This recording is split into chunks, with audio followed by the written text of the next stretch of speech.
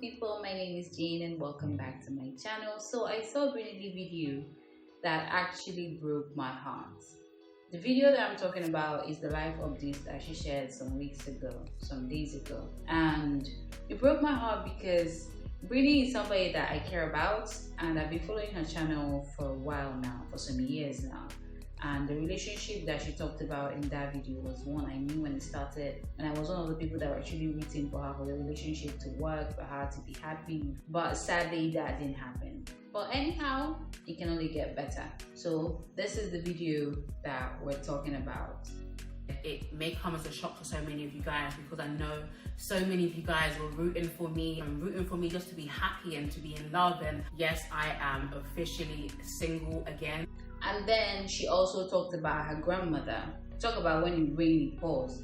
Her grandmother that she loved so much actually died. At the same time that she's dealing with a relationship, she's also dealing with the death of her grandmother. Well, one consolation is this: she's an angel now watching over Breeny. So over to the relationship. Now, this was what happened, and that's why I'm making this video. I ended the relationship with my boyfriend for several different reasons, but mainly the reason why I decided to end the relationship and put myself first is because the truth is I was in an emotionally abusive relationship. Obviously, it did not start off like that. It was good as pumpkin pie in the beginning.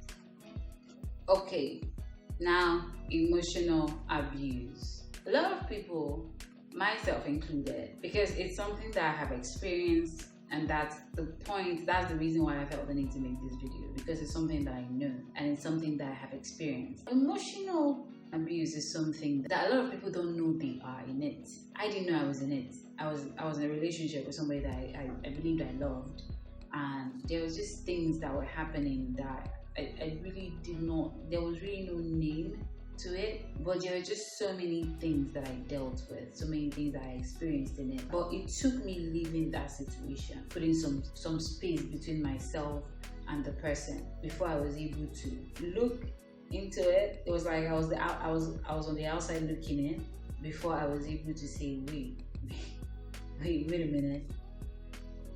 Was this what I've been experiencing? Is this what I've been tolerating? Is this what I've been living all this while before I was able to say, okay, this was what happened to me? And I know a lot of people are still going through it and they still don't have a name for it. But I'm going to be telling you some of the things that I know about emotional abuse from experience. The first thing is, it's always subtle. It doesn't always, emotionally abusive relationship doesn't always necessarily start as that. Because if a person is being emotionally abusive to you on the first date, I'm not sure there's going to be a second date. But because it's something that comes in a subtle way, the relationship didn't start off as an emotionally abusive relationship. If anything, it was perfect. It was everything that she has always wanted. It was everything that I have always wanted. But along the line, things started happening. It doesn't just come down in your face and just knocks you out and then you know that you're dealing with something terrible. No, it takes time. It graduates. There are levels to it. When you pass this level, you tolerate this level, you take this, they kind of like turns it up a notch, and then you get to the second level, to the third level, and like that, it just keeps going. Like I don't think there's any break to this thing. Another thing that you should know is when you're in a relationship, when it's like 1 minute it's so good, and then the next minute is bad. Next minute is, oh my god, it's so great. Then the next minute is worse. And then it's, oh my god, you're going to die from joy. And then the next minute, this pain is going to kill you. If it goes like that, and then your happiness doesn't necessarily last, you're sad more than you're happy. But the thing is that when you're happy, it's, your happiness is out of this world. Let me put it that way. But then when you're sad, you're at your lowest. So that's basically the concept of emotional abuse. When somebody pays no mind to your emotional needs, they tell you they love you, they even do things to convince you that they love you. But when you look deeply into it, you know that this person would do things even when they know that this thing is going to hurt you. They already know before they do it, but they'll still do it. And then when you're hurt, they're still the ones that come to like heal you. Remember this, know this. I saw this quote somewhere. I read a lot of things, so I don't know where I saw this. It said, you can't find healing where you were hurt. I don't think that was how they put it, but something along those lines. But in an emotional abusive relationship, that's basically the concept. He hurts you or she hurts you, and she's still or he's still the one that will heal you. But it never ends. It's a roller coaster of emotions. You're down. It's like you're going into the earth, and then you're up again, and then it's crazy. Another thing that I would say about emotional abuse is that the more you stay in it, the more you stay with this person or in this situation, the more you lose yourself, the more you lose the elements that make you yourself. And the more you lose yourself, the more difficult it will be to walk away, because what's happening is that you're becoming another person's creation. You're no longer being yourself, the person that God created you to be, but you're basically their creation, what they mold you into. And the more somebody molds you, you become like a robot or something, I don't know, then it's like you look up to them. They become your God. You look up to them for everything, because you always feel like they're your life support kind of. And if you do something contrary to what they want, they kind of like pull your life support, and then you'll be dead. But because you're trying to avoid feeling that pain that comes with them not being with you, or them not loving you, or them not being at their best, you would basically do anything. And another thing, like I said before, is you don't really get to like think clearly when you're still in the everyday routine bustle of the whole relationship thing, when things are coming at you fast and you're not really like comprehending things as well. Just like she said at some point in the video that something happened that made her kind of like, something happened and then something clicked, and then she was like, wait, what's going on? What have I been doing? For me, basically, it was something happened, right? And I had to like get some space from the whole relationship thing. It was like I traveled, like I moved away for a while, but still it took me journaling. I took up journaling because I had so many emotions coming at me at the same time. There was just so many things that I was thinking, that I was feeling, and I wasn't able to really comprehend things the way, in a good way, or in a way that I'm supposed to. So it took me writing, because I didn't know what else to do. I just know that there were just so many things, and it was like I was losing my mind. Then I started writing down my feelings. I didn't have access to therapy at the time, so I just started writing down my feelings. That was what I did. I wrote down my feelings for a month. Everything that I was feeling, everything that I was going through, everything that I was seeing, everything that was happening in the relationship, even some of the previous things that had happened. I wrote it down, and after a month, I read it. And when I did read it,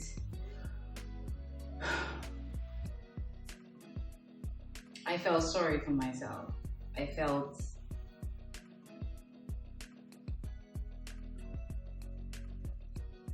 there are no words, basically, because now I'm reading it and I'm thinking, is this me, or am I reading about somebody else? So it was just crazy. It took me doing that for me to actually be able to see the reality of what was happening to me, of what I was experiencing. And that kind of like changed everything for me. It changed a lot for me as a person. And from that moment onwards, I started doing a whole lot of looking inwards instead of outwards, asking myself questions, why, trying to go back to other relationships in my head and try to pick things, try to find similarities, try to understand my choices and decisions and how it all started, why I stayed, why. It was obvious when I started going into it, going back, looking back, it was obvious that from the very first few weeks of the relationship that this was not healthy. So why did I ignore a lot? Why did I really believe that I could make this work, that I could put it together, that it could be something that it's not? And these are the things that it takes time. It's not as if, okay, because I've done journaling, no. There are still days when I still have questions, I still have fears, I still have worries. But one of the good things that came from walking away and from try to understand myself, understand my feelings, understand what happened, really tell myself the truth about the situations, is that I've come to realize that happiness is not a destination. Coming from somebody that waits a lot, I'm a waiter. I wait to live my life. I always wait for that time, for that person, for that event, for that job, for that. I always feel like maybe when I have this or I have that, then I can start being happy, or then I can be content, or then I can. But one of the things that I've learned from writing down my emotions and doing some soul searching is that happiness is not a destination. Happiness is not a person. Happiness is not a job. Happiness is not, it's not your bank account. It's not your bank balance. That's not happiness. Happiness is not that notion or that understanding that I had of it. It's not what it is. Happiness are those little things that matter to you. For me, happiness is finishing a workout in the morning, enjoying a cup of coffee, laughing hard at my sister's jokes, focusing on the people that really, really love me, and trying to be there for them as well. Happiness is in my job, is in my purpose, which brings me to another part of this video where she said, never put your life on hold for anybody. Never feel like anybody can save you, okay?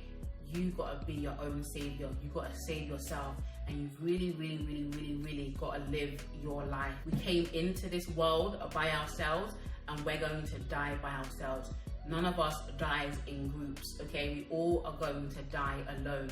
So understanding your worth and understanding your value and understanding that you are by yourself, totally, wonderfully amazing, and that anyone that comes into your life is going to add to that and never subtract from it. We were not born in groups, and we're not going to die in groups. There's that possibility that the notion or what you think about love, or what you think about a relationship, what you want, you might not really get it. Let me say it. Yes, it's possible. There's a possibility that you're not going to get that kind of love that you're hoping to get from somebody else. But there's another thing that is certain, is that you can't be that for yourself. You can give yourself that love that you've always wanted, that kind of love, that kind of relationship. Who says you have to be with somebody before you do some things? What's the things that matter to you the most in the world? What are those things that needs only you to work? That doesn't need another person, it just needs you to just lit the fire, and then things are happening. If it's love or understanding or forgiveness or whatever it is that you want from somebody else, because all these things, there are lots of people that when they're in a relationship, they give so much love to another person in the hope that that would yield love from that person for them. Giving so much would make another person give you as much. I used to have that notion even without knowing that I had it, and it's a lie. That's a very big lie. The fact that you give somebody so much love does not mean that they need to give you the same in return. It doesn't work that way. But here's another thing that is certain. If you give yourself as much love as you need, you will always feel loved. And loving yourself, I've said before, is not just about material things. It's not just about buying yourself things, taking yourself places and all that. It's in the way you treat yourself, the way you talk to yourself, the way you understand yourself, the way you forgive yourself. Forgive yourself. Forgiveness is something we always feel the need to give other people, but we can't do for ourselves. And it's sad. You deserve forgiveness. You deserve happiness. You deserve understanding. You deserve to be able to nurture yourself, to be able to look at yourself when you fall short of your own expectations and understand. Love yourself regardless. Forgive yourself. That's another big thing about coming out from an emotionally abusive relationship, is because when you look back, you're going to see things that will make you angry. You're going to see things that are going to make you sad. You're going to see things that are going to drive you crazy. So if you don't love yourself, if you're not able to forgive yourself, it's going to be difficult to move on. So this topic can go on and on and on. There's so many things that needs to be said, but I'm going to end on this note. For anybody out there watching this video right now that is in a relationship that hurts you more than it loves you, it was somebody that hurts you more than they love you, but it always comes down to what's more important to you. But I know that emotional abuse can hurt. because it doesn't start and end. It's an ongoing process, and it's not your fault. It's not your job to fix that person, to get that person to the point where they don't treat you that bad anymore, or to get them to love you, or you feel like there's a level you get to and then this thing will not. It's not you. The thing that makes them treat you the way they treat you, it's not you. It's them. It's them. It comes from them. It comes from their own processes. It comes from their own feelings. Most times they treat you the way they feel about themselves. It's something that a person needs to take time on their own, do their own soul searching, fix their own issues, because everybody in life has their own baggages that they carry from childhood, from other relationships, from friendships, from so many other things that they experience in life. Everybody comes out with some baggage, right? And you shouldn't have to pay the price for somebody else's emotions that they haven't processed, or a level of growth that they haven't attained, or I don't know how to put it basically, but what I'm trying to say is it's not your fault. We often feel like I have to fix him. If I love him more, or if I love her more, or if I do this, if I do that, then she or he will get to the point where they are no longer treating me this way. But it's not your fault. And that's why most times you stay, because you feel like there's something you can't do. There's nothing you can do. If the emotional abuse has gotten to that level where it's often leaving you below crap, it's not you. You're not the one that would fix them for them to be able to love you the way you deserve to love. But there's one thing that you can do, and that is love yourself the way you deserve to be loved. And if you love yourself enough, there's nothing that you cannot do. There's nothing that you cannot achieve. And find your purpose. You came to this earth for a reason. There are how many billion people in the world? You didn't come here for just one person. Find your purpose. Find what you're supposed to be doing, how you're supposed to give back to the community, to life as a whole, and not just one person. And be comfortable in letting people have space to figure out their own lives as well. It's healthy. So emotional abuse, like I said, is a very long topic, and there's so many other things that I will need to say that I still want to say. I might have to say them in another video, but everybody deserves that kind of love that they want, or that kind of love that they've always needed. And if you can't get it from somebody else, you can't give it to yourself. You just need to find out how. And for everybody still going through emotional abuse out there, I hope that you find some peace, and that you get to that point where you start putting yourself first, start putting your needs first, and work up the courage to be able to do what's best for you. And it's a journey. It doesn't start and end, like I say, but it's life, right? It's life. So thank you guys for watching this video.